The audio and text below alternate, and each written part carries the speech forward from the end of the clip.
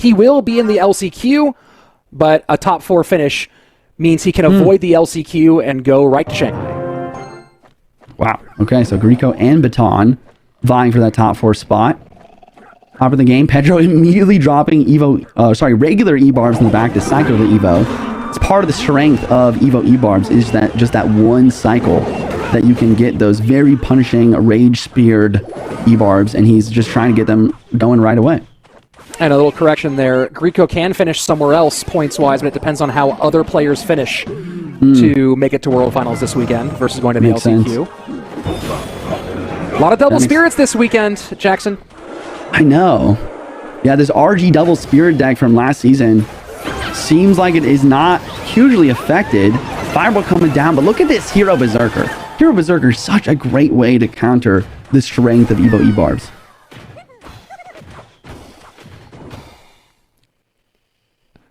So first minute and change away. Just a little bit of chip damage done on the top right-hand tower of Guriko. Same thing for the bottom right-hand lane of Pedro. Yeah. So looking at the matchup, we have Piggy's very strong Piggy's deck. Sometimes used with Evo E-barbs instead of Ghost, but Ghost version not going to be as great, honestly, versus the Royal Giant. You probably prefer to have Evo E-barbs for the RG. Despite that, this Goblin Hunt is extremely strong defensively versus Barb Barrel. Barb Barrel just is not able to go far enough on the opponent's side of the map in order to take out those Spear Gobs and help the RG break through the Gob Hut.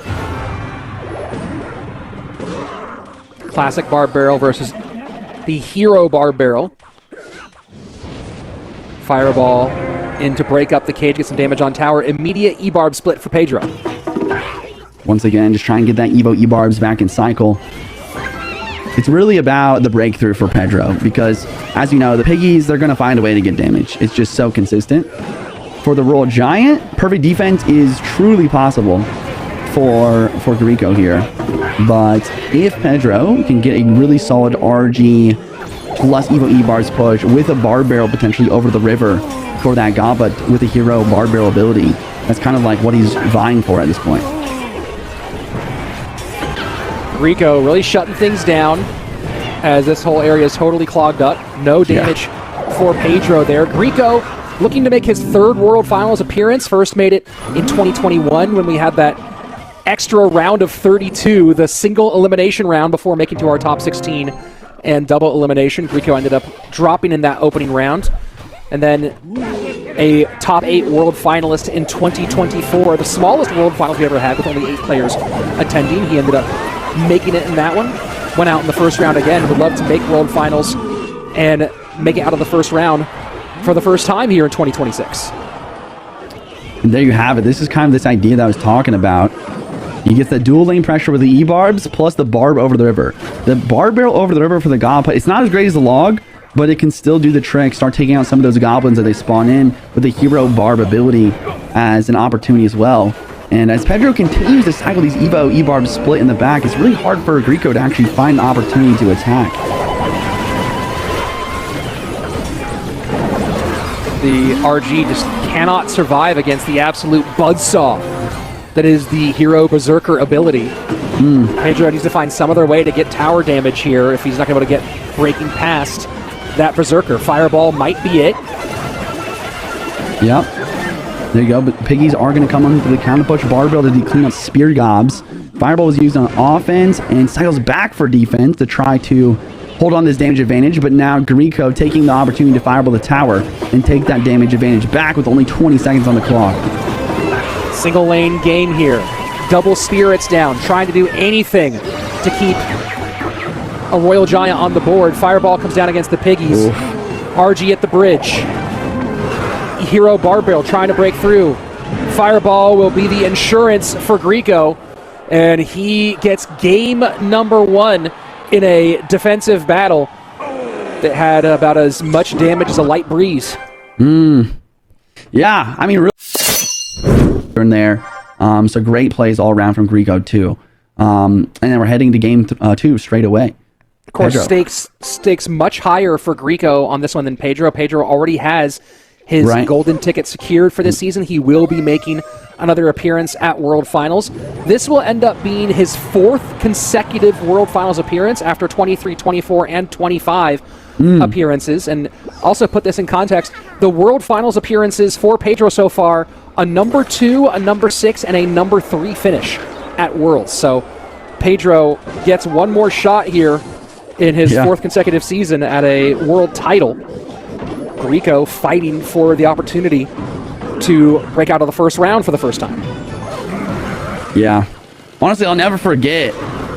What was that? I think it was it 2023? Yeah, it was 2023. Pedro made the World Finals, and so a lot of people were like kind of surprised. It was like, oh, this ladder player is actually making it to Worlds. This is interesting. He's a really good ladder player, like multiple number 1 finishes. Does he have what it takes to, be a competitive player? And I remember him basically just showing up and then just using his strength as a minor mortar player, as a minor poison player, and just using that to propel himself to number 2 in the world.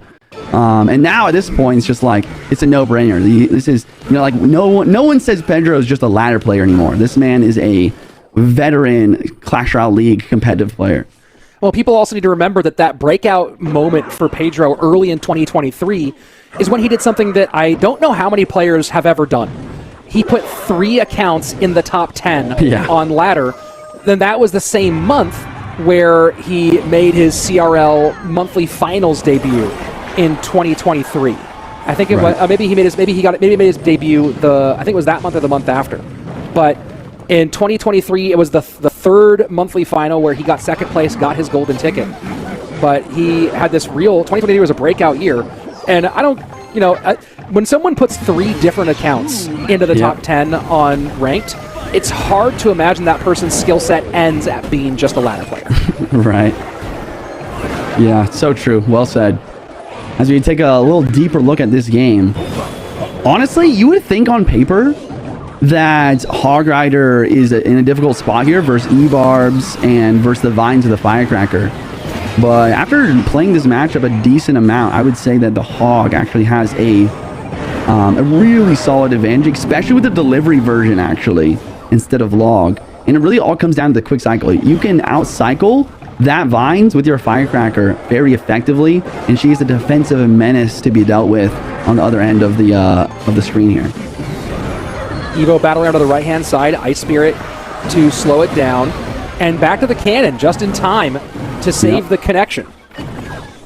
Yeah, Final 90 seconds. Yeah, I was just going to say, like, this is exactly what Pedro needs to do. Just spamming cannons and spamming Firecracker. You outcycle the Vines with a Firecracker. The cannon can't really be dealt with very easily. It's Vines, it's not lightning. And then every single time you have Evo Cannon and cycle, it's just so valuable.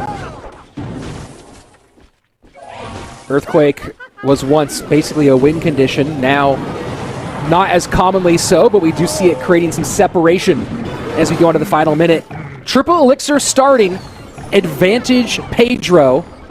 Lead Guriko, looking like game number 3 on its way here if things remain the same.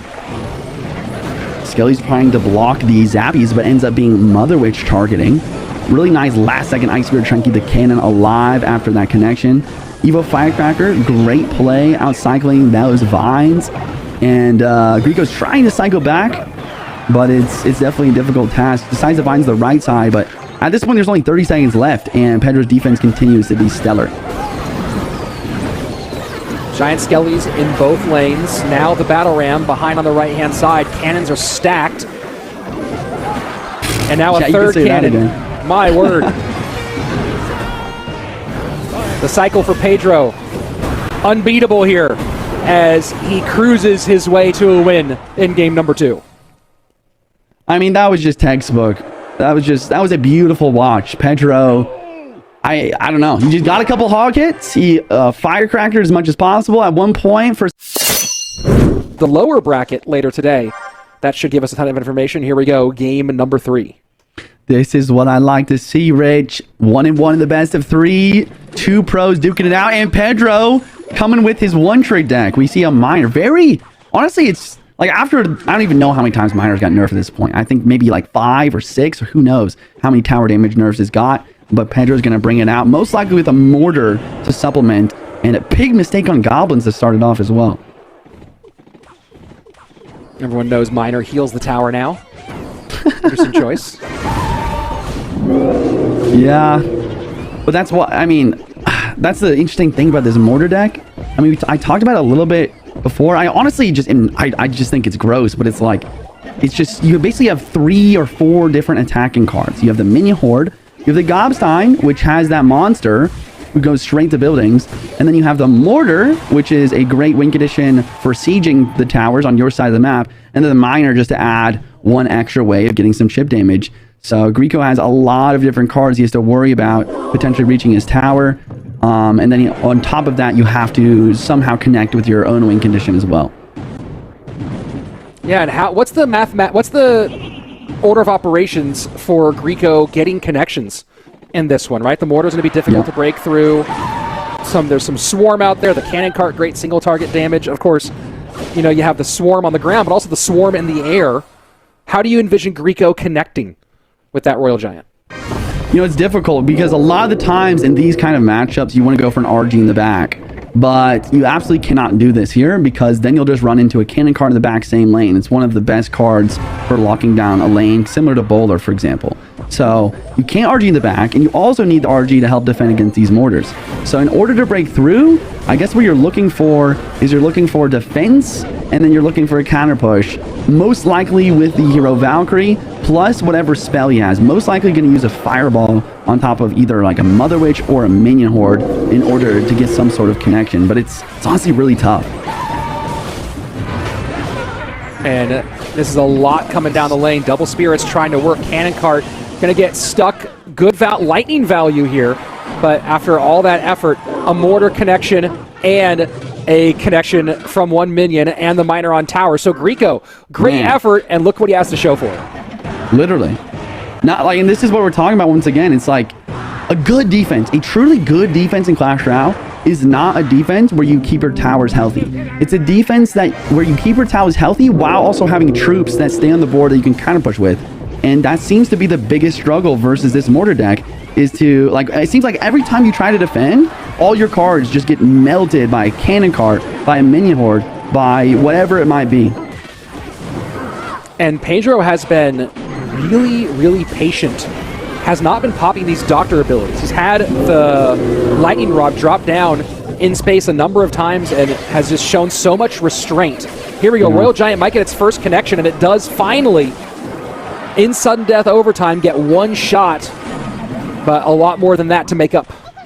Really nice spirit there. He has to play something down before the cage dies, so the mortar has something else to lock onto. This is going to be onto that brawler for a second. RG playing the other lane, but look at this beautiful placement of the cannon cart in this situation. After it's done defending the left lane, it's going to turn around and start hitting really solid DPS on the right. RG does get some damage. I'm just not sure it's enough. And now the doctor activates the lightning ability, the electricity ability. 1741 top right-hand lane, 1163. That's the big one that Guriko has to worry about. And he's committed most of his damage to the right-hand lane, and he does go behind tower with the cannon cart played high here.